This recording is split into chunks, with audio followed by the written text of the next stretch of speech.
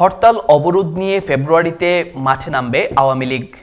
অন্তর্বর্তীকালীন সরকারের পদত্যাগ ও অপশাসন নির্যাতনের প্রতিবাদে ফেব্রুয়ারিতে মাঠে নামছে আওয়ামী লীগ। লিফলেট বিতরণ, মিছিল, সমাবেশ, অবরোধ শেষে হরতালের মতো কর্মসূচির ঘোষণা দেওয়া হয়েছে। মঙ্গলবার ২৮শে জানুয়ারি রাতে দলটির ভেরিফাইড ফেসবুক পেজ থেকে এসব কর্মসূচি ঘোষণা করা হয়। ঘোষিত কর্মসূচি অনুযায়ী আগামী ১ ফেব্রুয়ারি শনিবার থেকে ৫ ফেব্রুয়ারি বুধবার পর্যন্ত দাবির লিফলেট বা প্রচারণাপত্র বিলি করবে আওয়ামী লীগ। ৪ ফেব্রুয়ারি প্রতিবাদ মিছিল ও সমাবেশ অনুষ্ঠিত হবে।